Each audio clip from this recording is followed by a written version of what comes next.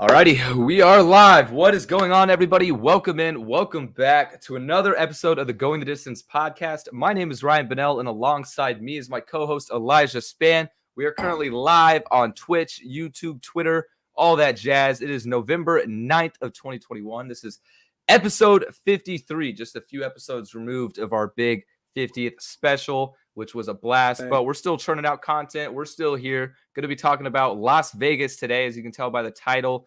Another How Do You Feel segment covering both NFL and college football from a crazy weekend. Going to talk about Odell again. Unfortunately, we don't really want to, but we're going to just a touch. A little small college basketball preview. If you know, college basketball tipped off tonight. Literally 100 games, like literally 100 games in one night. It's absolutely beautiful. It is what you dream of as a sports fan. I'm already feeling like Christmas morning right now, but we'll talk about it in a bit. And then we're going to round out with our UFC reactions and some love it or loathe it. But first, before we get into the actual episode itself, be sure and go and check out all of our content over at gtdsports.com. Follow our social medias over at GTD_sports, except for TikTok. We are at gtdsports.com, which I finally got back to posting TikToks. I took a little bit of a hiatus because it's just a lot, but yeah, TikTok is it's like we talked about it a little bit, you know, that back and forth battle of like trying to stay off TikTok, being good for my mental health and productivity, yada yada, and then, you know, trying to grow a brand. It's fucking. I deleted that app no less than 10 times off my phone. It'd be like that. It's one of those things. But yeah, that's all we got. Make sure you guys check out as well on our website, our podcast network, where you'll see the rest of our GTD sponsored shows other than just this podcast. But for now, you're stuck with us. So let's go ahead and get into our highlight, low light of the week, starting with Elijah. Yeah. Does that sound good? Everything all good though before we get into it? Okay, cool. Yeah. So my highlight is that I am on a absolute heater betting the NFL. I had my most picks without a loss this Sunday, and then on Monday night it continued with Bears +7. Nice. And it's all been picks, no totals or whatever. Oh, go ahead. I was just going to say that Bears game was so fucky, bro. I wanted to bet Bears +7, ended up backing out last minute. Like, I was watching the game at a Buff Bros, you know, a wing place. Yeah, and then I left with like 10 minutes left in the fourth quarter because I was like, oh, this shit's over. And then, bro, I missed it. Yeah, dude. I want to talk about Justin Fields in a minute. That was a really crazy game. It actually, like, I got so much, like, adrenaline from watching that game by having money on it that I wasn't able to go to bed until, like, midnight, which for my new work schedule is very bad for me because I have to be at work at 6:45 in the morning. So that kind of sucks, but I'm on a heater. And then also, we're sharps, Ryan. Dude, we are. Definition, bro. So if you haven't been following along or just know our podcast well, every Thursday we have our Taylor Fade segment. And so I tallied up what we went through this week. And then I was like, just curious, like, you know, what's our overall records, and then what's our overall combined records? Our overall combined record is 104, 74, and 2, which means that you would be up 40 units, and then it's 71% accurate, or 71 accurate. We hit 71% of the time, bro. In sports betting, anything above 60% is like god tier. So the fact that we're hitting fucking 70% blows my mind. I need to personally start tailing our own Taylor fades. Because I've been betting just my picks, you know. I need to just fucking focus on the Taylor fade instead of my actual picks itself. I mean, Elijah mentioned, you know, he went on a heater, but I also didn't have too bad of a week. I went 6-2 in NFL bets last weekend, but would have been better if I just fucking tailed all of our picks. Yeah, seriously. Like, I went 5-0 for my personal picks on Taylor Fade, and then based off of you, I went 5-0 tailing or fading you. Sheesh. That's like I have a better record than me now. No, I'm 2 picks behind you. Okay, so pretty cool. Yeah, that's pretty good though. That we're like, you know, we're like 40 units up, but we're both contributing. You know, like it's we're both evenly. It's like you started off really hot and I started off really, really bad. And then I had like a couple of really big weeks. You had like one or two maybe bad weeks. I had one And really bad then one, yeah. yeah, but then ever since then, you've been hitting like 6-4 every single week, and I've been like 6-4, 5-5, 7-3. I went 8-2 this past week, which was nice. But yeah, no, that's crazy. Like I shit my pants when I saw that we were at 71%. Yeah, dude, we gotta. I mean, I already mentioned this before the podcast, but we definitely got to make some sort of graphic to be like, hallelujah, like, yeah, just like guys, listen to us, okay? You will go pop like. If anything, you'll be up 4 units minimum. Like the way that it's shaken out. Like usually how it goes is we both each go 6-4. I don't know what it is. I don't know that's how. fine by me, you know? Yeah. So that's, I don't know. Decent, you know? Decent. So that's my highlight. Low light of the week is definitely the Travis Scott news. As somebody, is everything all good? You are frozen right now. Test again. Try again. Yep. Yeah, I think it's a little bit better. Okay. So the Travis Scott concert is somebody who has been to those types of concerts and festivals. I've been to a Travis Scott concert. I can only relate and just think about how terrifying that could have been. Because, like, honestly, bro, like I never really fucked with rap concerts because of that. Like, I've been in like an Uzi concert or like Vince Staples even once. Yeah. Where like for an extended period of time, my feet didn't touch the ground. The only thing I could think is feet please don't come under me because like I'm gonna get fucking trampled.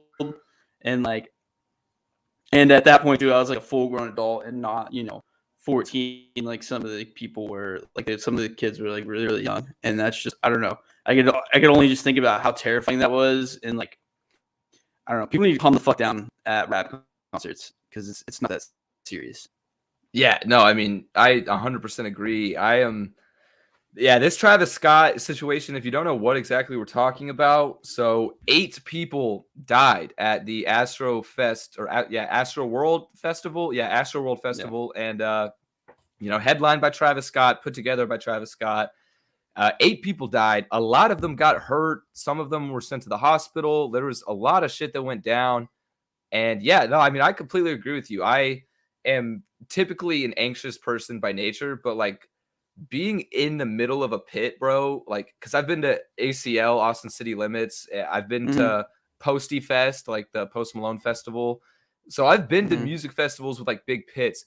I hate it. I hate the pits so much. Like the entire time of like, for like Vince Staples was another one you mentioned. His pit was wild. And I was waiting for Vince Staples, and it's like the entire 30 minutes to an hour where you're just waiting for the concert to start. I'm just sitting there like this, like looking around me like there's no way out. Like there's no way out. I'm stuck. Like, but then as soon as the music comes on, it gets better. You were there like probably that same year ACL where I saw Travis and Vince. Yes. Yeah. I remember Travis and Vince. Yeah. So that was the same. That's the concert that I was at. And I remember when Travis was on, the crowd was really crazy for Vince. But when Travis was on, I remember looking front, left, right, and back, and there's a mosh pit everywhere around me. I'm like, get the fuck away from that, because I don't want anything to do with that. Like, sorry, you can call me pussy if you want to. That's fine. I don't want to deal with that. I don't know. It's just like not enjoyable. I definitely prefer like I've been to like I've been to like a couple of festivals where it's rock or like more indie vibes. I definitely prefer that because it is packed and it does kind of get a little like people bump into each other. It's still like a crowd, but it's not aggressive, and I'm not sitting there like suffocating and fearing for my life, but yeah, it's just I just thought it was awful that that happened. But in the saddest part is that I definitely believed it. Like it didn't, I was shocked, first of all, but like I could have seen this happening. Yeah, no, it's like it's shocking because wow, people died at a concert, but like also it's not that shocking based on the way. I mean, Travis Scott is a hell of a performer. Like he knows how to get the crowd going. And I remember like at ACL, I didn't even realize we were at the same one, but because Vince Staples was on the stage right before Travis Scott, there was like an hour or two in between, and so instead of I had like the fourth row. I would have been like right next to the stage. But I literally was like, I was with my friend who's like a diehard Travis Scott fan. I was like, I am so sorry, but I am not staying here for this. Like, I'm going over to the edge. Like, I'm not going to be caught up in this. Like, and Travis Scott fans are on another level too, dude. Dude, they are, bro. They were literally motherfuckers like quizzing people in the pit around us. Yeah. It was like, dude, what are you guys on right now? No, I remember go ahead. When I was there was Travis Scott fans like reciting the opening monologue to Rodeo. Dude, they're different like verbatim. Breed, I was like, different what? Breed. I was like, low key, that's a little sus, but yeah, dude. But yeah, it just sucked that happened. Yeah, and also like, what's your take on, who should be held responsible? Do you think Travis Scott should face any legal punishment? Because I mean, it's kind of the debate right now is really whether or not Travis incited the riots. Because like there were moments where motherfuckers were like screaming at Travis, like, stop the concert, stop, please. He just kept going. I see. I've heard like different things of like how much he did. So I really don't know. I remember, because I've been to concerts where the guy stopped. He's like, yo, like that person's fucking passed out. Like bring him to the front. Yeah, like, we all have. 100%, We've all seen it. So like I don't know, and he's just performing. It's not like he told them to, right? So I don't think he should be charged. Well, it's not like I don't know exactly because I mean I wasn't at the concert, but I do know from previous Travis concerts he has before literally been like mosh, and he's like if you're not fucking raging, you're not doing it right. Like, and he's like, I'm pretty sure before he's literally said if you don't get hurt, this isn't a Travis Scott concert. I'm pretty sure he said that too. He has been charged. What was that when he was in Arkansas, right? And he got in trouble for shutting the lights off. He got arrested. Remember that? I do remember that. I forgot the exact incident, but yeah. He's got in trouble with shit that he's pulled off shows too. This is definitely by far the worst. I don't know how, because there's been a lot of information coming out about all this, and like I don't know the depths of what that's going to. The only thing I can say is that I think individuals should be more responsible for how they behave themselves at concerts. I really do. Oh, yeah. Like you just mean like the crowd in general? Yeah. And that might be like a dad take, but like, nah, you're right. People, I mean, it's one thing. It's been happening for years, generations of people passing out and shit like that. But, if people are getting crushed, like, I'm sorry, but I don't want to go to see a concert and then be afraid to die. Like, that's not how that works. Yeah, exactly. And I think too, in pits in general, I think it's like the type of person you get is 50-50. You either get the people that's like, they just love everybody. They're like, oh, what's up, man? Like, we like the same music. Oh, sick, dude. We're friends. Like, you're cool, bro. Or like, excuse me, go ahead. But then you have like the dickheads who are like, let me get through. Just fucking pushing everybody, elbowing everybody to get to the front. Oh, I've seen some people behave in crowds. I'm like, dude, have you never been in a crowd before? Like, why are you so aggressive right now? Yeah, it's like, bro, you're either going to get your ass beat or like, pass out. Like, I don't know, man. It's tough. I'm really disappointed because I feel like this is going to be a reason to take away concerts. So that might suck. Yeah, right after. Like, I don't know. And that's the thing, too. It's like, dude, we haven't had concerts for 2 years, and this is how you act. Yeah. Exactly. Everybody just forgot how to act. I don't know. It's an unfortunate, unfortunate situation in general. But we'll move on. We just wanted to talk about that a little bit because that's super relevant, but not 100% sports related. So switching back, my highlight of the week was Chandler fucking Morris. So if you have not heard this name, get used to it. All right. Chandler Morris is the future of TCU football. If you listen to us in the past, I feel like I say this all the time, but you guys, we're TCU folk. Okay. And Chandler Morris balled out over the weekend, put up 531 yards of total offense against the number 12 ranked Baylor Bears in a huge upset win. The first game after the Gary Patterson era ended. It was major. It was massive. This kid is a baller. Yeah, and he checks every single box too. He's got mobility, has a rocket arm. He's very accurate. I mean, I like he's got poise. He knows when to bail and when to run. He knows who to throw to. Early on in the game, he struggled on third downs and in the red zone. Like not like bad, but he missed a couple of things. Just on the money throws. You know what I mean? He struggled a little bit, but then he got it figured out together, and then he got us the upset win, which was really sick. And you can correct me if I'm wrong, but just watching him, the only thing I see is a right-handed Tua Tagovailoa.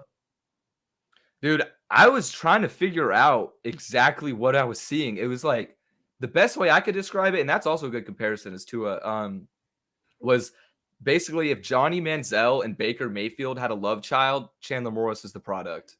Like I don't. The thing that made me say Tua so much is just the arm strength. Like he is. You're right. His deep balls were dimes, bro. His deep balls were insane, which is like that's the thing that Max Duggan's been missing. I love Duggan though. I mean, I love Duggan. I'm not gonna knock him, but that is what he's missing this year. Duggan, he's got more heart than there's times the past couple of years where Duggan tried harder than anyone else on that football team, and he willed us to a couple wins that I remember. Oh, 100%. Yeah, 100%. He's a great leader. Yeah, but it's just like when it comes to talent, Chandler Morris is just on another level. Like that kid's really good. Yeah. It's also wild too because like he literally looks like, and I mean, not to stereotype, but he looks like every basic white frat boy on TCU's campus. Like he literally looks like me or you. He's just, right. 6 foot, skinny white. No, he's actually 5'11". 5'11", skinny white kid, doesn't look like he has much muscle mass. Like I did the post-game press conference and I was bigger than him. And this dude's just like a baller. Yeah. Like it just doesn't make sense, bro. Yeah. Nah, he's awesome. I'm looking forward to watching him play. So first time all season I can say I'm looking forward to watching TCU football. Yeah. And now we got to go make a bowl game. But all right, now my low light of the past weekend. This one isn't really the weekend. This is today. This is a premature low light. It hasn't really happened yet, but I already know it's going to happen. So my low light of today is that I lost a fuck ton of money. I thought it would be a really good idea to place 26 bets on the opening night of college basketball because there were 100-something games. Like, how can you not? I mean, right? I don't know, but thankfully I did the minimal bet on like everything. So even if I go 0-26, which isn't possible, I won't be down that much. So I limited myself. If you had 0-26, I don't problem. Yeah. You cut out. What'd you say? If I went 0-26? That's almost as impressive as going 26 now. Oh, it is. It's just slightly less impressive. It's just I think it is. Yeah, right now I'm projected 8-15, down 5 units. So that's honestly not terrible. I mean, that's comebackable. Yeah, I mean $50. I do $20 units. Oh, well, you said minimal bet though. Oh yeah, I did half a unit on each bet. Yeah, so there you go. Yeah, $50, not too bad. All right, so now we're gonna get to our first storyline of the week, man. Like, what the hell is going on in Las Vegas? I don't even know how to answer that question. It's, I would have been able to say, oh, it's the John Gruden situation. And then last week I would have been like, oh, well, it's Henry Ruggs. But now it's just literally fucking everything is going wrong for the Raiders. Right. So yeah, first there was John Gruden. Then there was Henry Ruggs, and then there was 2020 first-round pick Damon Arnett on Instagram posted a video of him waving around like guns, and not just like any old handgun. Like I'm talking full-on tactical rifles, like like some shit you bring out. I don't know. They were aggressive. That's like shit plugs do, bro. Like, flexing ARs on the Instagram story. That's what plugs do, bro. But threatening to kill people while waving around the guns is like, that's not a good look for an NFL player. So he got cut, and bad time to be a Raiders first round pick because 2020 round 1, Henry Ruggs, as we all know, was released. Yeah, not Damon even just their first round, everything. Yeah, Damon Arnett was benched. Lynn Bowden traded 0 snaps, 3rd round pick. Brian Edwards, he's actually been pretty good. Yeah, he's the only starting one. wide receiver. Tanner Muse cut 0 snaps, 3rd round pick. 4th round pick. Amik Robertson benched, 4th round pick. John Simpson backup. I mean, that's not the worst thing for a 4th round pick, but that's a bad draft. Yeah, like literally no production out of the entire first 4 rounds. I mean, I guess Brian Edwards, but he's like a wide receiver 3. Yeah, that's not what you want out of the entire draft. And Ruggs was starting to come around until he, Yeah, he finally was. Yeah. And it's, man.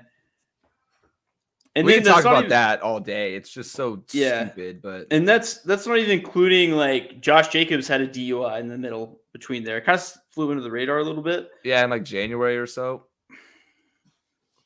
Was it that long ago? Let me see. Josh Jacobs DUI. I thought it was mid-season. Oh, so there's nothing this season, but it says in March. So in January he was charged, and then in March all DUI charges were dropped. Oh. And he was never charged. So I guess there was like a situation with him. But then I was reading a bunch on Reddit, and people kept on bringing that up. But Reddit people will drag old shit up like that. Well, yeah, it was still a problem. We got a comment here. It says, "LOL, Raiders picked Ruggs over Jerry Jeudy and CeeDee Lamb." Yeah, Ruggs was the first wide receiver taken. And I was shocked though when the Raiders took him first. I was really shocked. I knew he would be good, but the first receiver, I don't know. Yeah, he was picked over Jeudy and Lamb and Jefferson. And Jalen Reagor, but yeah, I guess Reagor, but dude, Reagor was picked over Jefferson, dude. Yeah. Was there any other standout second-year wideouts that we're missing right now? That have been pretty good. Henry, wasn't there? We're missing one more, I think. No, actually, no. I think that might have been it for that year. That might have been it. Okay. Yeah, because I was thinking of Ruggs and Jeudy were the 2 Bama guys. Yeah. Yeah, those are the 2 Bama guys. But okay, yeah. But anyway, yeah, huge fucking miss. And then did you see the video of him speeding? Oh, I've seen of Ruggs, right? Yeah. Yeah, I've seen like a street camera where it just had like it was recording the highway and like a car goes by slowly, and then all of a sudden, just a blink of an eye, the car's by you.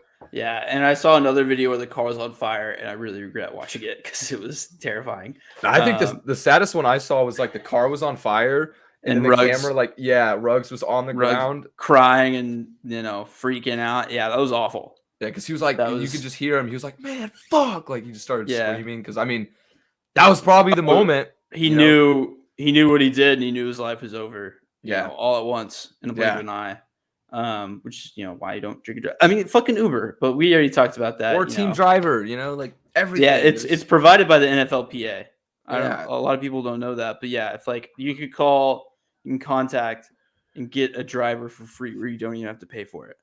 They put all the precautions out there so people will not do that, and they still do it, and that's just it's dumb, inexplicable. But I mean, like, wow. And then they lost to the Giants. Yeah, I mean, I think the Raiders just in general might be in shambles right now.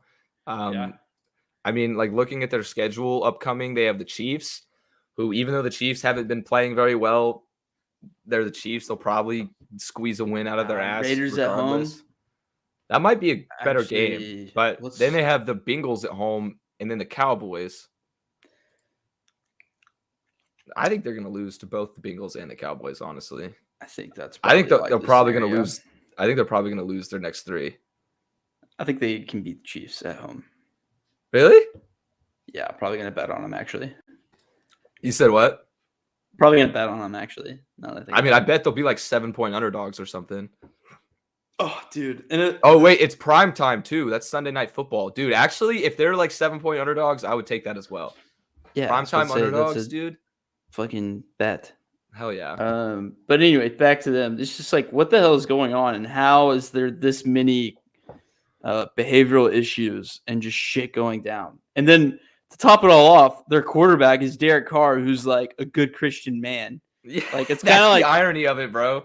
it's almost like a little bit like the Tebow in Florida. I was you had just a about to say that. murderer, you Yeah, had with drug dealers, and then you Aaron had Tim Tebow. Hernandez, the Pouncey twins, all these motherfuckers just booling, bro. And then Tebow's over here. Oh, my Lord and Savior, thank you for this football. Yeah.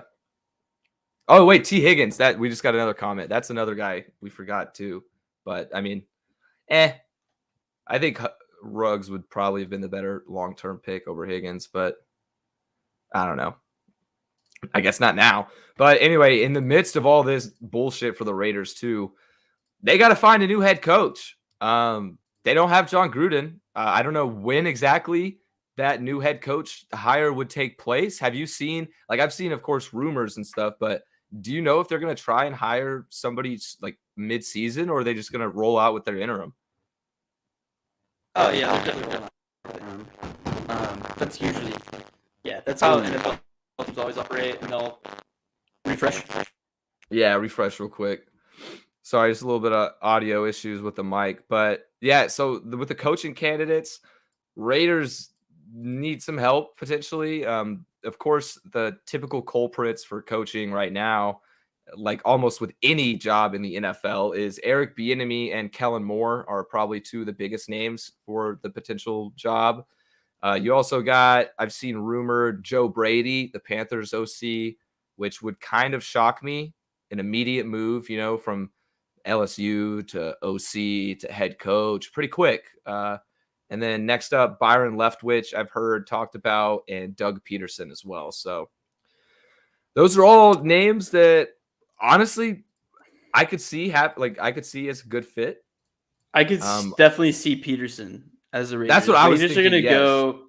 They're also, I don't know how attractive the Raiders job would be to somebody, because like Kellen Moore and Eric Bieniemy, they're going to get their pick of the crop. Like they yeah.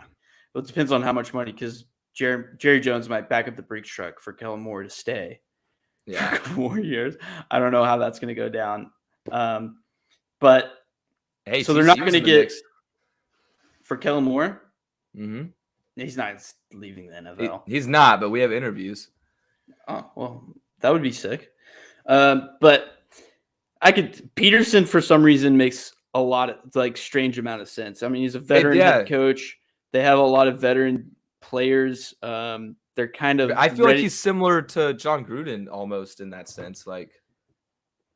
Yeah, in a way, just in the fact that he's been around, and it's not like he's not growing like he's very much a finished product. He is who he is. Mm-hmm. He's won a Super Bowl, so he should be. He took a year off, so he's kind of like Mike McCarthy. Mike McCarthy had a year off to think about things. So it's like Peterson is pretty similar in that sense. But I don't know, man. Raiders are probably going to pull a name out of nowhere like usual, what they do with their draft picks. And that's true. Yeah, watch it just be somebody completely random. Yeah, just something very, very Raiders. So none of these names are probably going to be the head coach. Do you have any other outside wild cards to throw in there? No, I really couldn't say. They'll probably do the opposite of what the league is doing and hire a defensive coordinator or something. That's why I think Byron Leftwich may be a possibility. Byron Leftwich is a offensive coordinator. Oh wait, shit! I get him confused with Bowles, the DC. Right? Yeah. Yeah, or a special teams coach. just something whack. Or they could keep Basikia, the intern. Yeah. I don't know how likely they are to do that though. They're 2-1 with him so far. What was his previous role? Special teams. Okay, yeah. So yeah, and he's been a special teams coach for a long, long time. Dude, it's honestly kind of weird for me to just picture a special teams coach going straight from that to head coach, because I mean, what all does a special teams coach really fucking do? You know what I mean? They do a lot, dude. Special teams is important. Bill Belichick was a special teams coach. I know it's incredibly important, but I mean, on a day-to-day basis, or on the sideline, I don't know. I just feel like field goals, punting, and kickoff is a lot less to worry about than formations, play calling, time management. But the thing is that special teams have to be perfect. And if they're You're not right. perfect, And they do win you games. can lose a game. Yeah. So like that's why, because special team coaches have to be very meticulous in how they implement and coach. It could literally win or lose a game. Bill Belichick was a special teams coach. John Harbaugh was a special teams coach. When the Cowboys had bad special teams, it definitely cost us games. One year, the Chargers in 2010, I believe, they had the best offense and the best defense in the league, but had the worst 32nd ranked special teams and missed the playoffs. Yikes. That's pretty bad. There's your answer, Ryan. That's how important. That's a fun little factoid right there. Yeah.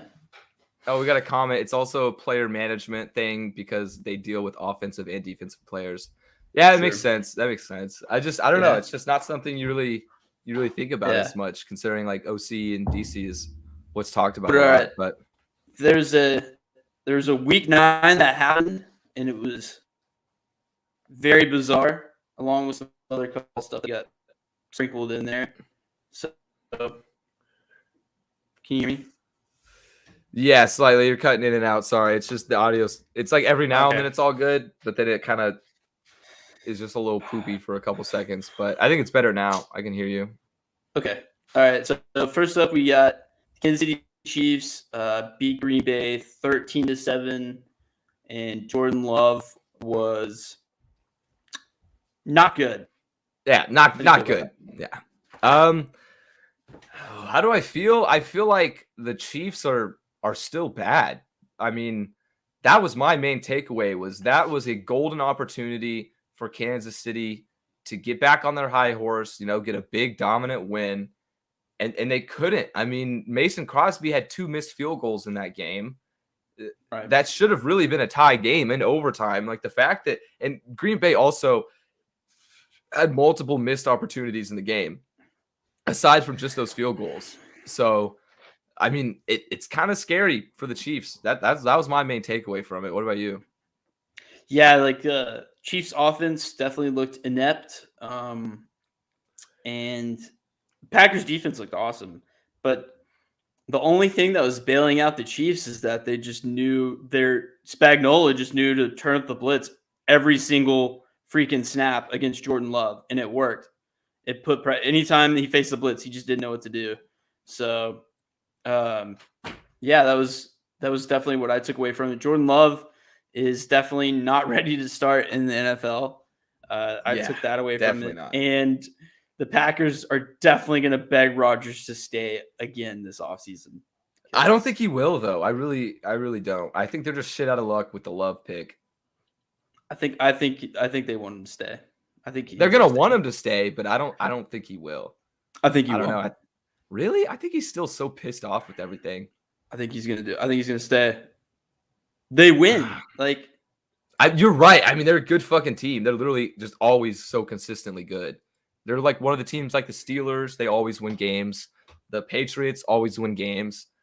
Like, it's annoying, but it is what it is. I just kind of want to see Rodgers go to the new quarterback retirement home of Denver. True. I want to see it happen. Him and John Elway pair up. But anyway, next up, this one's more pertain to me, but I want to hear your reaction first. How do you feel about the Bengals losing 2 straight? I was really, really high on them, and now I'm not so sure how to feel about them. Because first they lost to the Jets, and we're like, okay, like it was just like a trap game. Things went weird. Sometimes, Jets beat good teams for some reason. Mm-hmm. And then they lost again to the Browns, which, by the way, I almost hammered the Browns. I just didn't do it because the way that my credit was set up, I would have gone negative if I just didn't, just to stay safe. But I don't know. Something about the Browns, and it was talking about Baker and how he had some. I have to hammer them. But no, I'm now worried, and I'm now less high on the Bengals. But I think they could definitely still make playoffs. Yeah, so I agree that I think they could definitely still make the playoffs. And again, like, agree with everything you said about the Jets game. It was a trap game. Kind of a little bit worried, but still was optimistic. And then the Browns game was brutal. I mean, that wasn't just a loss. We got our asses beat. And I think though, watching the game, of course, watching the game is always different, than the box score and the final score. But watching the game, I'll tell you, I think the first drive of the game completely shifted the momentum and like completely decided the game, because we got down to the 1 fucking yard line and Joe Burrow decides to throw a 99-yard pick six, and that completely changed the game, because right after that we couldn't, or we scored right after that, and then our defense just couldn't make any stops. I don't get what it was, but also, holy shit, Miami of Ohio just beat Georgia Tech and they were 10-point underdogs. That's fucking crazy. All right, anyway, sorry. But I don't know. I think we could still make the playoffs. I'm concerned, but I'm not panicking yet. Which is, it's so weird to even be at this point, because, coming into the season, I would have just assumed the Bengals are going 4-13, like another shit year. Who cares? So it's weird, but I think we're still okay right now. You got that little nugget of hope, and then it immediately got taken away from you these past 2 weeks. Yeah, we got a bye week this week, which I think is perfect time for a bye week. Yeah. And then we got the Raiders. Time. Yeah, literally perfect time for a bye. I would have said for any other team, it would have been a really good time to play the Jets. But for you guys, I don't think so. Yeah, you're right. Yeah. But next up is my team. The Dallas Cowboys got absolutely bitch smacked. We got bitch slapped by the Broncos, and that's the only way to put it. But I'll tell you how I feel about it, is that I'm not worried. I'm not worried at all, because we won 6 games in a row. We were 7-0 against the spread, so we were, the one game that we were an underdog, we were competitive. And I think that we just dropped a game. And sometimes in the NFL, on your, you just come in and have a bad game. That's what happens. Like Dak Prescott has been great for so many games that he's played. He's bound to have a bad game at some point, and it was this one. There's also a lot of uncharacteristic drop passes. We also had we had a blocked punt, and then Denver got the ball back and got a first down from it. Like, in what fucking world does a blocked punt, can you get rewarded for a blocked punt? Like, it makes no sense. Only the Dallas Cowboys would pull some shit like that. But I think this is really good. I'm really excited now to see what our reaction is going to be next week, because we got punched in the mouth. If we lose the Falcons next week, I'm hammering the panic button.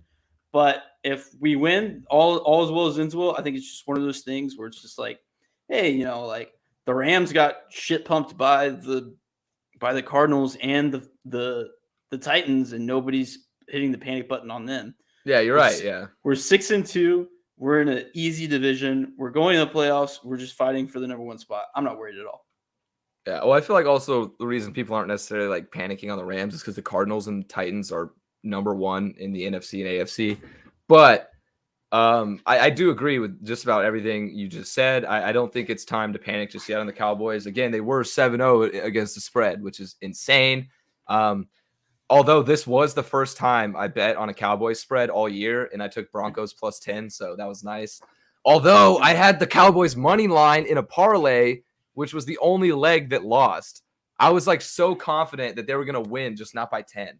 So I kind of fucked myself on that. But no, I think they have like you said, it's the NFL. It's nearly impossible to go undefeated. So, I mean, you're going to have a bad game. You're going to drop some. And it's not like the Broncos are terrible. I mean, they started 3-0. Teddy Bridgewater has been playing decently well all season. I mean, they're still an NFL team. It's, I think it would be more concerning if they lost to the fucking Lions or something like that. But no, I mean, I agree. I'm not panicking yet. And then next up, switching to college football, we got unranked. What was that? Elijah?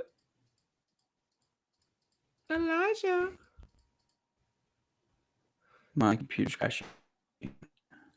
All right. Well, while we figure out some technical issues, I can still hear you. All right. Well, Elijah's having some Wi-Fi audio technical whatever issues, but the show must go on. Here, wait. Let me remove. Yep. Boom, boom. All right. There we go. Elijah's back. All good. So, college football wise, it's whatever. But college football wise, unranked Purdue beat undefeated number 3 Michigan State at home this weekend and are now 3-0 against top 5 teams. Yeah, I don't know what it is. Purdue just all of a sudden turns into like a national powerhouse every time they face a Big Ten team ranked top 3. Like, Yeah, they're just a wagon, bro. They're just really, really good. And they're just like very mediocre the rest of the time. So I don't know. It's weird, but I kind of love it. That also goes the whole Michigan State being really good train, which was fun for like a week. Yeah, I mean, actually, Kenneth Walker, their running back, is really good, but like them as a whole team, they're good but not great. Yeah, actually, so that reminds me, the college football playoff just came out. Oh shit! I totally forgot about that. I totally forgot that they were releasing tonight. All right, where are they at? Anytime I put up my phone, even though I'm on data, my computer shits out, so I don't know what's going on with that. So if you could pull it up. Right. Yeah, it's Georgia 1, Bama I think is still 2, Oregon 3, Ohio State 4, Cincinnati 5. And then Michigan at 6. And then I think Notre Dame is at 7? No, it's so Michigan's at 6, then Michigan State at 7, Oklahoma at 8, Notre Dame at 10, Notre Dame at 9, Oklahoma State at 10. So also, what the fuck? Baylor, bro, we just beat Baylor and they dropped from number 12 to number 13. Are you fucking kidding me? That's it? They dropped one spot. Also, it doesn't make any sense how we're unranked. Exactly. And Oklahoma is still 9-0. And they're behind Michigan State, who just lost to fucking Purdue.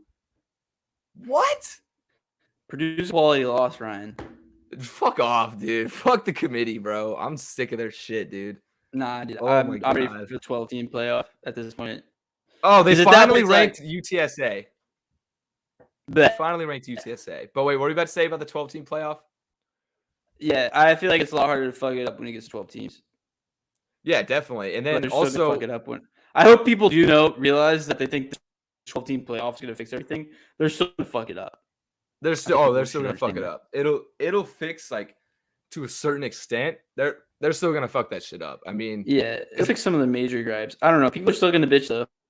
Oh, 100%. There's always going to be reason to complain. But looking at the lower rankings too, bro, Purdue, it's kind of, I mean, I guess they do deserve a ranking, but they jumped from unranked all the way up to 19 after beating Michigan State. I'd say interesting. Like 23. That's what I'm thinking. Yeah, like 23, 24. But c'est la vie. Oh, well. Damn. Yeah. All right. Well, next up, staying with college football, how do you feel about South Carolina just obliterating Florida 40-17, and Dan Mullen is firmly on the hot seat now? Man, that kind of sucks. I like Dan Mullen. I don't know. I like him as a person. Florida. Yeah. Damn. 40-17. They were 14-point favorites too. Yeah, I missed that. I remember the spread. I remember the spread being big, and I was like, I'm staying away from that. Damn. Yeah, that's a shit pumping. South Carolina's not even that good. They're really not. They were projected 3.5 wins for the entire season, and they have 5 now. They have 5 now, so I guess they'll probably be a bowl team. Potentially, I mean, I think they're here. Wait, I can look it up. South Carolina. I think they're 5-4 right now. Okay. Let's see, so and the SEC, that's actually pretty good. So they've 2-1. Yeah, so they're 5-4 right now, and then their remaining teams they play Missouri, Auburn, and Clemson. I think they could beat Missouri. Yeah, they could beat Clemson too. Yeah, it is a home game, so I guess I wouldn't be too surprised. I'm gonna hammer South Carolina because Clemson's gonna be like 10-point favorites. I don't know. They kind of. I mean, Clemson was a dog against Pitt, so I think that But Pitt's also like pretty good. I mean, didn't they lose this weekend too? they lost. No, they didn't lose this weekend. They lost to what's it called? Miami the week before. Oh, that's right. Yeah, Probably gonna lose to UNC this week on Thursday. yeah. I don't know. UNC is really hard to pin, bro. I was so pissed because I bet on Wake Forest plus 2.5 and they lost by dumbass. 3. Oh, dude, fucking bro. But every time I trust every time I trust in fucking UNC, they let me down. Also, true. holy shit, Adam Schefter, breaking news. Adam Schefter just tweeted an update on the dueling allegations between Dalvin Cook and an ex-girlfriend. Oh yeah. Oh, wow. So he's allegedly assaulted a woman. All right. Well, shit. That's new. Okay. Gotta love the NFL, right? Well, it's dude. There has been so much off-season drama this year. It's been more than reality TV. Yeah, it's literally like fucking NFL has been more reality TV. All right, and then next up, switch it back to the NFL. Justin Fields, we kind of talked about a little bit. Now's your time to touch on it more. Justin Fields had an impressive performance against the Steelers on Monday Night Football. How do you feel about it? I'm sorry, you cut out. Justin Fields, his performance. Oh, yeah, that was probably the most impressive single-game rookie performance that I've seen all year. I'm going to say it. He looked terrible in the first half. In the second half, dude, he was zipping it. He was putting in tight windows. And every time he runs, dude, the only thing I can say is, wow, he's fucking fast. Like, dude, yeah. They just got to put the ball in his hands, really. He's lightning. You gotta get away He was from making Matt some good Nagy. He was making some good deep ball passes too, though. Yeah, exactly. He's awesome. Yeah.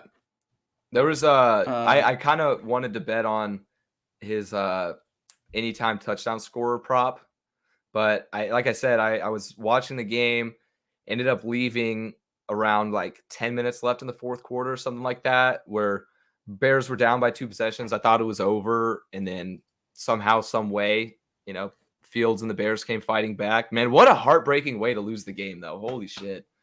Yeah, Off can we talk about upright. Talk about what? You talk about that taunting call too? Did you see Yeah, that? so I didn't actually see the call in of itself, but I've heard a bunch about it. So what exactly was it? So Cassius Marsh, he used to play. He was actually on the Steelers at the beginning of the year. He got cut. Sack Big Ben on third down, so then for them to get the ball back and potentially take the lead and win the ball game. And then he sacks Big Ben. He does this like celebration, and then he kind of like walks like 3 steps towards the Steelers bench and kind of stares them down. And then as running back to his sideline, he like raises the ref. The ref was already reaching for his flag at that point, but as soon as he bumps into him, the ref just fucking flies it. And I'm just like, I don't know. He didn't do anything. He didn't get in anybody's face. He just stared menacingly at the sideline. And it was egregious, and it was a 3rd and 15, and it turned it into a 1st and 15 or a 1st and 10. And moved the sticks. Yikes! And it honestly probably decided the outcome of the game, because after that it was 23. No. It was 26-20 at that point. Bears came back and scored, and then Steelers came back and scored the field goal to end the game. 29. Yeah, it was like a crazy last few minutes. Yeah. So yeah, that's wild. Well, and then Santos missed that 65-yarder that almost would have tied Justin Tucker's record. Yeah, but that wasn't really. That was never going in. But the thing that really sucked about it was just that taunting call, and it's like the refs. The refs were horrible. People want to say like, but the weird part about it though is that most of the public money was on the Steelers, but the refs were really trying to get the Steelers to win, because there's so many calls on the Bears that shouldn't have been calls, and they just looked past a lot of calls on the Steelers. Yeah. So it was a really fucked game. Vegas made some calls, I guess so. I don't know. Either way, I've been making money off them. So, All right, and then next up, how do you feel about the Titans being the best team in the AFC? I feel like they're the NFL version of the Utah Jazz. Interesting. They're really Why do you good. say They're going to that? be really good. Because Ryan Tannehill is kind of like Rudy Gobert. He's going to be efficient and he's going to be pretty good in the regular season. But as soon as the postseason start, his flaws and shortcomings are going to be magnified, and they're going to take advantage of it. And his team's going to be gone in an early round of the playoffs. Yeah, I really still struggle to see the Titans as a playoff threat. I mean, I know Henry's out for the season. Is Henry going to come back for playoffs at all? See, I think there's speculation that he might. So, okay, well, that would be the X factor, really. I mean, if Henry comes back, I could see them at least winning one playoff game. But without Henry, I don't think so. Yeah, no matter who they match up against, I don't know. Because especially with how competitive the AFC wildcard is going to be, they could end up facing a really, really good team. Right. Now, AFC is wide open this year. Yeah, it's kind of surprising that they're in the lead. I mean, they're the only team with 7 wins. You got Ravens with 6, then you got Bills, Patriots, Chargers, Raiders, Chiefs, Broncos, Steelers, Browns, Bengals, all with 5 wins. So, yeah, it's definitely wide open right now. Yeah, I know. That's kind of crazy. Yeah. But all right. And then last up on our how do you feel before we dive into it a little bit. How do you feel about Odell Beckham Jr. going unclaimed on the waiver wire and now becoming a free agent? I feel like this is to be expected. It's too expensive, especially for a midseason edition. You said, oh, you're cutting out. What'd you say? You there? Do you hear me? Yeah, I'm here. Yeah. I feel like he's too. This is kind of to be expected. He was too expensive for a midseason edition. And when you claim somebody off the waiver wire, you have to pay him like his contract. And so no team really wanted to do that. Don't blame them. Now he gets to choose really where he wants to go. I've heard actually just recently, is like 15 minutes before we started this podcast, that he's been linked to the Packers. And I think that'd be a decent spot for him.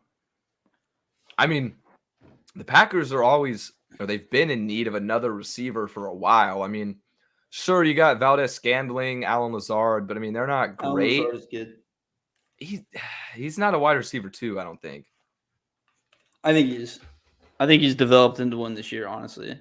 And they got Randall Cobb, who has been. Yeah, but Randall Cobb is. No, okay. I don't know. Okay, but he showed up in clutch moments. Yeah, you're right. I mean, he had like that one huge catch on what's it called, against the Chiefs. Yeah, one against the Chiefs and one against the Bengals too. Like, I understand. I totally agree. Like, nobody claiming him off the waiver wire, but I don't know if I want to see him end up in Green Bay. Exactly. I don't know. It might be a good spot though. I don't care where he goes as long as we can stop talking about it. And then another thing too is that the Browns are definitely like, it's been said everywhere, so I'm not saying anything new, but the Browns are like definitely better without Odell.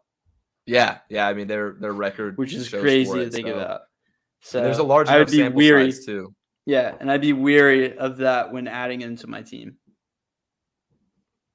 Yeah, and then other rumors too. I've heard he's been talked about with the Seahawks.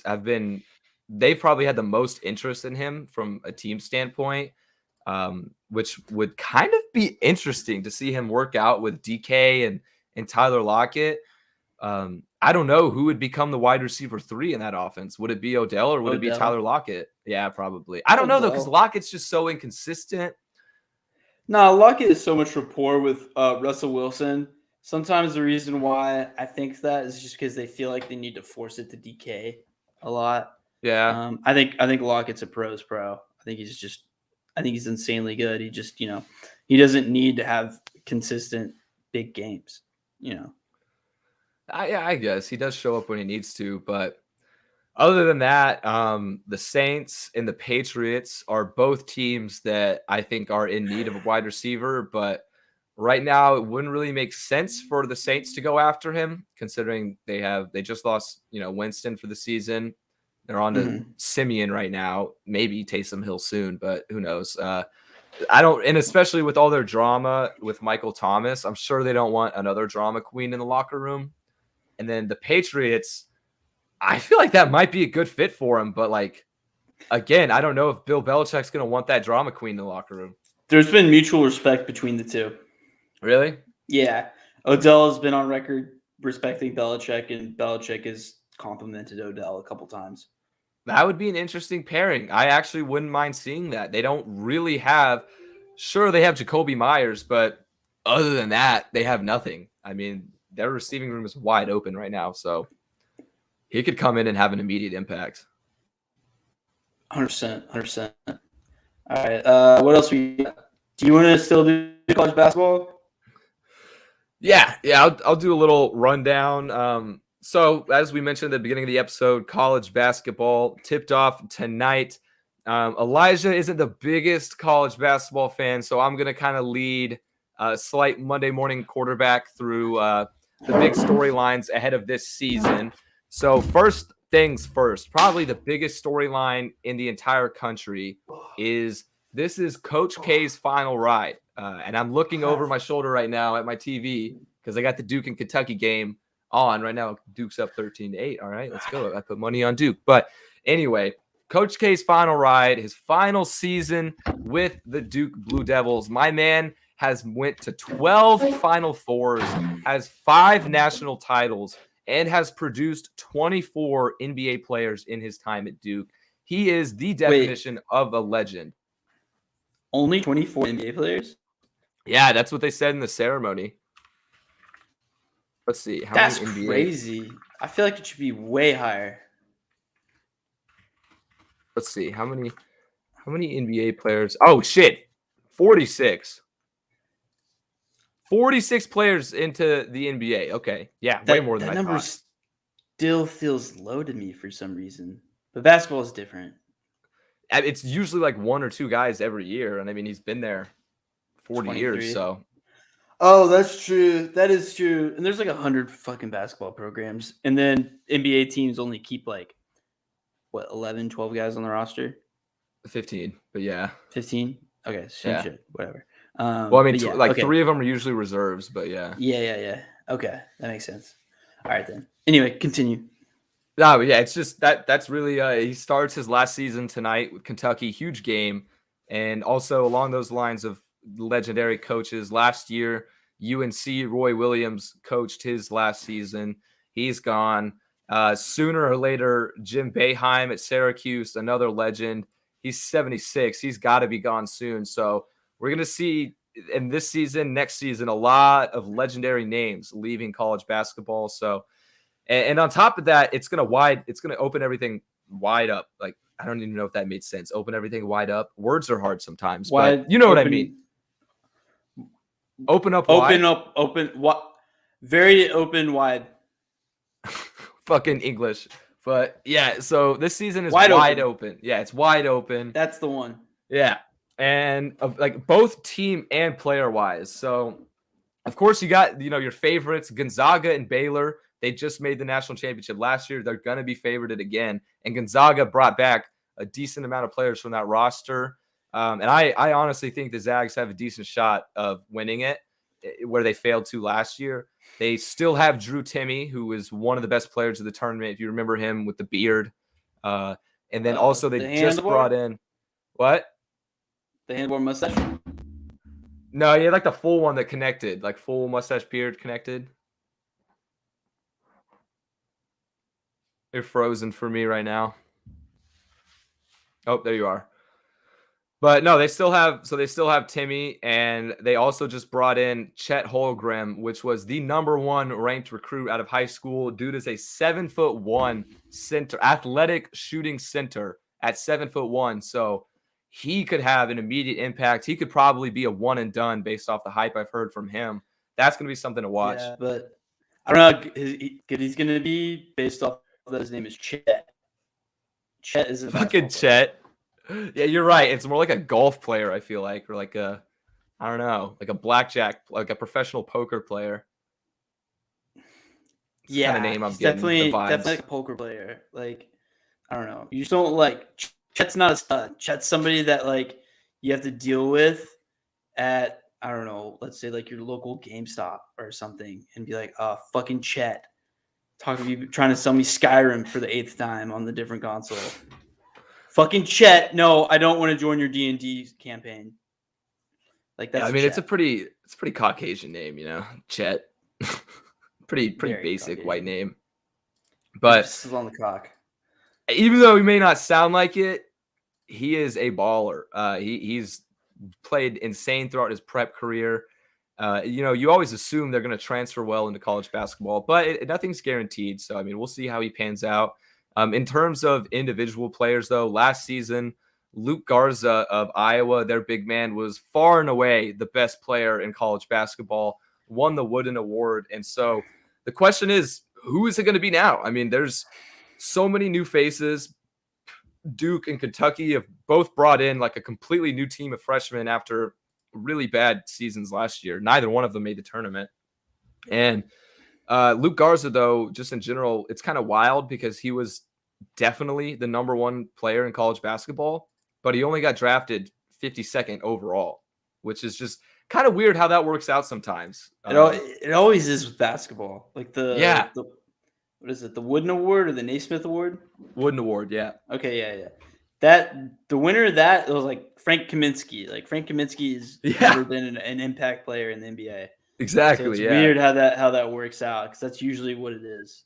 Yeah. Or like Grayson Allen or fucking whatever. Yeah, like sometimes their style just doesn't always translate. But I mean, Cade Cunningham definitely made sense for the number one pick. I mean, he's super athletic, but yeah. And then just from a general standpoint, we got fans back in the stands. So, places like Cameron Indoor, Rupp Arena, everywhere is going to be, it's going crazy. It's going to be nice to see after, a year without full capacity.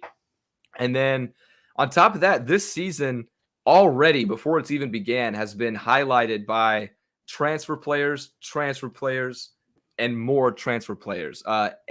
Mostly because every single player in college basketball was granted an extra year of eligibility because of the COVID season. So you got a lot of fifth-year seniors. You got a lot of guys that transfer. They've played 4 years at one place, transferred somewhere else for their last year, because why not? Like, it's interesting. The landscape has changed. For example, I took 5th year. Honestly, yeah, just don't have to go to class. Just take the 5th year. Yeah, that would be the dream, bro. Sweet fucking deal. Dude, I kind of have a sweet deal next semester. So like, I'm graduating and I only need seven credit hours left, and so I'm literally taking 2 classes and then a 1 credit senior seminar. So like, I'm basically done. But yeah, that's nice. So, but a situation that we can speak on firsthand in this transfer scenario is TCU basketball. Of course, definitely not known for their basketball like they are in football, but this is a completely new roster for the Horned Frogs compared to last year's. We had guys like RJ Nimhard went to the NBA. He earned a contract, which is nice to see. And then also, big name guys, Kevin Samuel transferred, Taron Todd transferred. We had 8 players, 7 transfer, 1 to the NBA, and TCU brought in 8 new transfer players. I couldn't find any like concrete stats or anything, but I feel like this has to be a record of some sort. Like 8 new players, that's over half the roster. That's insane. They're all transfer players. That is nuts. I actually didn't know that until now. Well, I hope we're good. Me and the only other guy that went to TCU in my office, he was like, "Yeah, we better be good this year." And I was like, "I have no idea what's gonna happen." Oh yeah, we're really nobody knows what we're gonna look like, because I mean we're probably gonna have 3 new starters, so could be really good, could be really bad. I don't know. Just in general, I think that highlights it though, that this is a new era of college basketball, especially with the NIL era and everything like that going on. The big schools are going to get the big recruits as always, but it's going to be even more amplified now with the NIL. They're going to be able to get those guys better deals and everything. So yeah, it's going to be different. And then Also, my main question for the season, I'll leave it at this, is I'm curious whether or not the ACC can reclaim themselves as the best conference in basketball. Because historically, ACC, I mean, it speaks for itself. UNC, Duke, Virginia, all these great teams. But last year, the Big Ten was better. I mean, they were better. Michigan was good. Iowa was good. Michigan State was decent. Ohio State was really good. Like the Big Ten was dominant. So I'm curious to see if the blue blood perennial powerhouses can get back on their high horse and make, another Final Four type run. But yeah, that's what do you have any, I don't know, kind of season questions for me? No, it's hard for me to give a shit about college basketball until the tournament starts. I get it. I respect people that do. Or like, I don't know. I will say that I like to bet college basketball more than I like to bet NBA. But if I was going to watch without betting, definitely picking NBA over college hoops. Yeah, that's fair. The main reason I'm as into it as I am is because one of my favorite sports to bet on is college basketball, regardless of my win-loss record. I really, it's fun no matter what.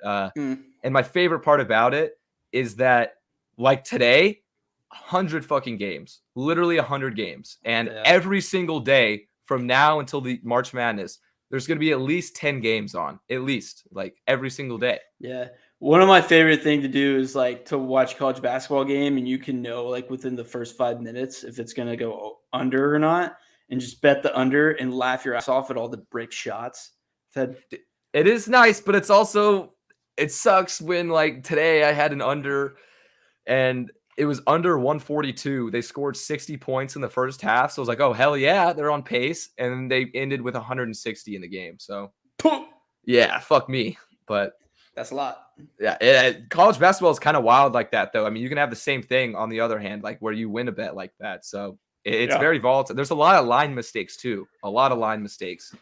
Right. But that's really all I got.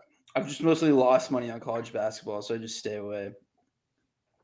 Like I remember last year, I put big money on San Diego State against BYU on a live bet because I was like, dude, 6 out of their 8 players are white. Like, there's no way that this is going to work out. And BYU's actually really good. BYU's good. They're fucking solid. Like, they came back, and I lost, like, a good amount of money. Yeah, BYU's just one of those, I don't know, always just strappers, bro. The all-white team, strappers, very disciplined basketball. Like Jimmer Fredette. Yeah, exactly, bro. They get it done. I mean, they do. But okay, yeah, that's about all I had. Last thing, what? UFC. Okay, yeah, UFC. Not much to really talk about. Just kind of a recap. Recap. I'll let you take over now because I kind of just was going off about basketball. So that did not disappoint. Those top 3 fights did not disappoint. Neither did the other fights or the prelims. Like that was just a really good showcase all around. Yeah. Watching that, I definitely have to agree with your take now that UFC is the most entertaining sport to watch outside of the core 4. I still don't think of it as a sport. I think of it as a combat sport. So I look at it a little differently. But anyway, not to here or there. Justin Gaethje versus Michael Chandler, fight of the year, in my opinion. I think so too. Yeah, this year, bro. I remember because like I was working that day, like because I worked the TCU game. And I was on my way home talking to my girlfriend who dropped me off about like, how I was like, oh yeah, we're going to drink, watch the fights, yada, yada. And then I pull up my phone to check like if it had started yet. And fucking Chandler and Gaethje were the first fight of the card. That made no sense to me. Like why they were the first on the main card. So I immediately like ran in, got online, started watching it. And it was insane. From the moment I turned it on, it was just entertainment, bro. Electric. It was an electric fight. Gaethje definitely won that fight. And it sucked too because the fight that was after that was a pretty good fight. I wasn't really too familiar with the 2 guys that were fighting. The Burgos fight? Yeah, but it was a really good fight. But I felt nothing because all of my energy was just spent. Yeah, that's what a lot of people were saying. Fight. A lot of people were saying is like this Burgos fight could be fight of the night on any other card other than tonight. Right. And I think Rogan said something about that too. He was like, because the crowd wasn't really into it. And he was like, I think the crowd has spent all of their, Yeah. energy on that Gaethje fight. And now, like, he's like, this is an awesome, amazing fight. And like, the crowd just isn't into it because of what happened previously. But then you had the Thug Rose fight too, which was really good. A nice comeback victory from Thug. She definitely was losing the first 2 rounds. And then she Yeah. just came back and figured Yeah, out, like, because I think the third round was Rose's, but yeah, Zong. I learned that it was also Zong. I've been pronouncing it Zhang. But apparently it's Zong Weili, and yeah, but Rose dominated those championship rounds, which is right. If you want to be a champion, those are the rounds you got to win it in. She proved it. She did exactly what she came out to do. She proved she's the champ, and now she's probably not going to have that hard of a test for a while. I think Zhang Weili is really the only other person that can truly compete with Rose in the strawweight division. So I think she'll be the champ for a while now. Mm-hmm. Yeah, I love watching. It gets me so hyped, bro. Did you watch like Thug's her walk up, her intro? I was hoping she did a Rose on Harlem, but she didn't. She didn't do it. Yeah, she didn't do it this time. But dude, she was like, I'm the best. That's what I was about to say. She was just the whole time like, I'm the best. I'm the best. And she's saying it during like fight introductions too. Yeah, dude, it gets me so hyped, bro. Like, I'm just like, yes, bro. You fucking tell him, bro. You are the best. Yeah. So I was happy for her. And my parlay hit, so I was happy about that too.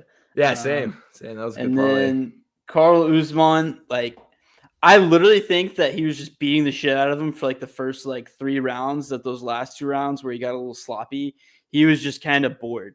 Like, he already knew he had a fight in the bag, and he wanted to give Madison Square Garden a fight to watch. Yeah, because he clowned him for those first 3 rounds, and then like he was still in control, but there was like a couple of things that like I was like, Usman doesn't usually like get hit like that, or like, I don't know, just a couple of uncharacteristic things those last 2 rounds. But he already had the fight in the bag, so it didn't really matter. Yeah. But it was just kind of weird to see that.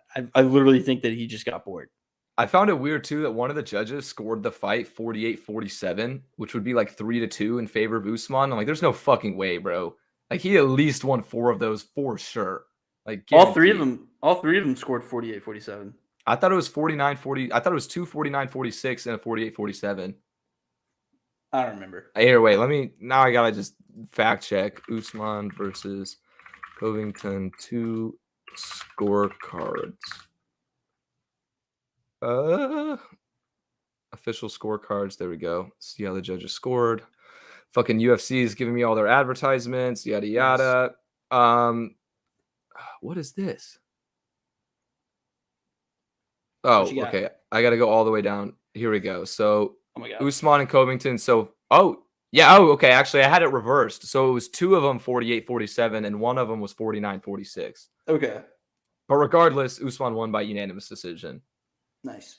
So yeah, I think I will say though, Covington did show in that fight that he is a great welterweight fighter. I mean, he is really the only person, like we talked about before the fight, he really is the only person that would stand a chance against Usman. And even then, he doesn't. He didn't. Yeah, like at this point, I'm just convinced that Usman is literally unbeatable. He's going to have a Khabib Nurmagomedov type career. He's probably going to just go undefeated and retire when he gets bored of beating everybody.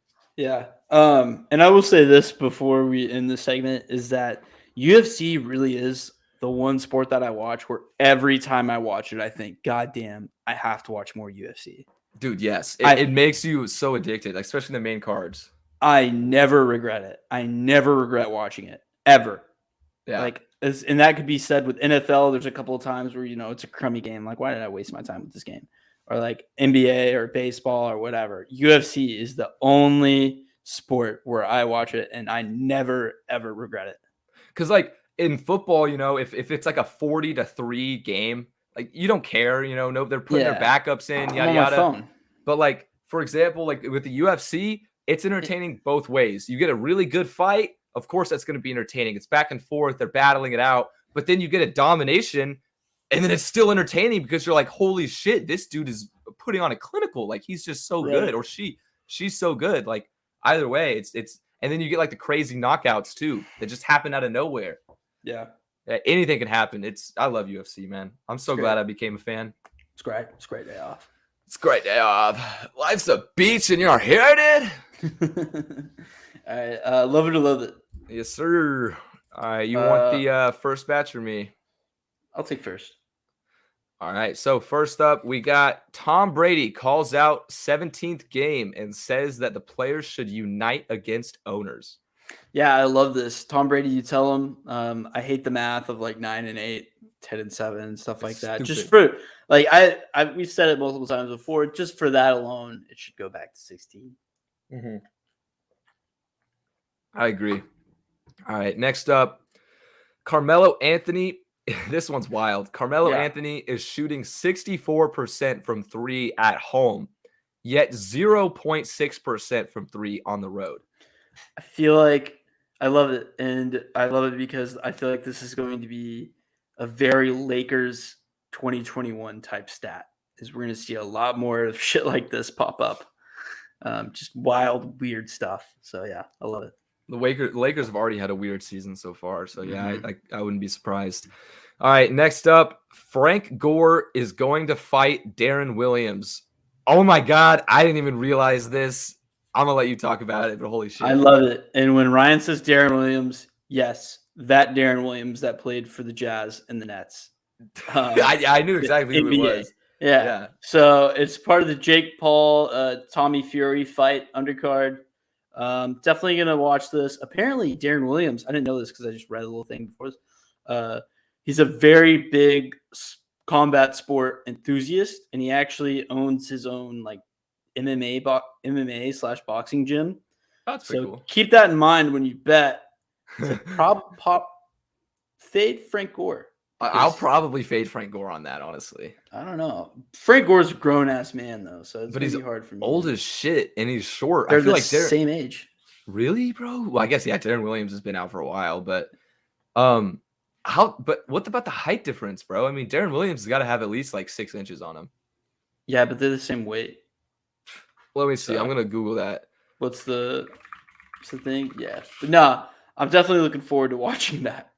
Again, it's gonna be on Triller, Pirate, Sales Agencies. Darren Williams is 6'3", Frank Gore is 5'9". That's a 7-inch difference. Holy shit. Actually, I'm gonna bet Frank Gore. Dude, dude. Bet Darren Williams. What are you talking about? It'd be like plus 300. You're probably right about that. So I guess we'll have to wait until the odds come out. But in general, I can't wait to see Jake Paul and Tommy Fury fight. That's going to be awesome. Yeah. All right. Last up, we got Steph Curry becomes the oldest player ever to score a 50-point game. Yeah, I'm going to give this one another love. That's dope. And it's hard to realize that Steph is 33 too.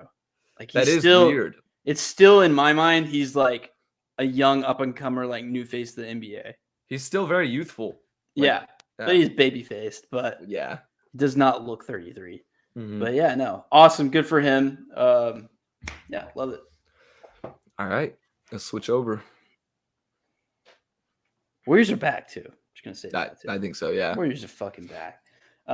Okay, so apparent video leaked of a UTD line coach yelling at players on the bus. So the video itself was just like a normal like coach yelling profanities, telling his team. Happened after like apparently UT lost, and they were laughing on the bus ride back home after the loss to Iowa State. That's what happened. So yeah, and I loathe it. Kind of like what we have here in the notes, like the video. You know, coaches are going to cuss. I mean, especially at the college level, you know, coaches are going to get emotional. They're going to pour it out to their players. It's just part of the thing. It's just part of how college football works. And I don't know how exactly did it get leaked? Do you know? I think it was leaked by the person that recorded it. Like one of the players. It was leaked on Reddit. It was on Reddit. Okay. Yeah. So that's even shittier, I feel like, than the actual altercation itself. Because, I mean, you know, what happens in the locker room should stay in the locker room. So, yeah, I loathe it. Yeah, that's what everyone on Reddit was saying, too. Here's a crazy one. Nebraska is sticking with Scott Frost as their head coach, and they're restructuring his deal going forward. You know what? I'm going to love it because I don't really have any reason to. I just kind of enjoy whenever Nebraska, a perennial powerhouse, historical blue blood, just literally can't make a bowl game in like the last 5 years. It's fucking, I don't know why, but I like it. And Scott Frost is definitely, he's not the guy for them. He's proven that he's not the guy for them. I can't believe they're going to continue with him. So yeah, I'm gonna love it. Scott Frost has been covering. He's been covering some spreads. Well, he's been covering spreads, but he's 3-6. Yeah, he's terrible. Okay, Nikola Jokic retaliates against Markieff Morris in the Nuggets Heat game last night. Also, update on this one. It's just been handed down of a 1-game suspension and $50,000 fine. Yeah, I was just about to mention that. I got a little notification as well. Yeah, sorry. So no, you're good. You're good. Jokic is the one that took the suspension and Morris got the fine. So honestly, I don't know which one's worse. I mean, paying $50,000 or sitting out 1 game. I feel like I'd rather just sit out a game. But anyway, I'm gonna love it because even though I'm a Heat fan, and even though in this situation I should be, defending Markieff Morris, yada yada, Morris did some dumb shit, bro. That was dumb on Morris's part. Nikola Jokic, you can call it childish, whatever you want, but as Shaq said about this situation, Shaq said, if you hit me, you better not turn around because I'm hitting you back. Like, 100%. I mean, you're the big man, bro. Jokic, you're the big man on the court. You don't let one of these guards bitch you around. 100% retaliate. I don't care if you think it's childish. It was the right thing to do. Fuck that guy. Awesome. Even though not fuck that guy because I like him. Adolis Garcia left out of the AL Rookie of the Year finalist list despite hitting 31 home runs and a Gold Glove. The 3 finalists are Wander Franco and Randy Orezarena of the Tampa Bay Rays, and then Luis Garcia of the Houston Astros. Pitcher. Yeah, I'm gonna loathe this one. I mean, we're both Rangers fans. Adolis Garcia was really the only highlight of a really dim season for the Rangers, and he balled out. I mean, he played a hell of a year consistently too, and I am shocked though that he didn't reach the finalist. I understand Wander Franco making it, but I thought maybe he would have been over Orezarena, if that's how you pronounce it. But yeah, I'm gonna loathe it. Yep, I thought it was bullshit. Yeah. Alrighty. Well, that is all we got for today's episode. A little bit of a college basketball preview mixed in there, and then, of course, what the fuck is going on with Las Vegas Raiders. But we'll be back again on Thursday. Gonna do a little bit of a reschedule though, because Elijah's got a little tender date. But no. Why'd you announce that? What? Why'd you announce that? Announce what? Nothing. We'll be on at 8. Yeah, we have work plans, so we'll be on at 8. On Thursday, still live on Twitch, YouTube, everything like that. But yeah, any last comments? No, I'll see y'all guys on Thursday. Make sure to tune in for Taylor Fade because we will make you money. Yeah, definitely. I didn't even think about that. I stand by that. Yeah, I see. I feel like we're saying that though, and as soon as we caught on that we're fucking sick, is that we're definitely getting in our heads, and we're getting exactly. Now I'm gonna think about it and just take an hour. Like 4-6 and 3-7 each. But no, it's not gonna happen. We're gonna stay locked in. Definitely gonna go positive. Thinking about putting a unit on everything that we say because it's been proven to be a money maker. But yeah, all right, yeah. See you Thursday. All righty, yeah. We'll see y'all next week. Thanks for listening.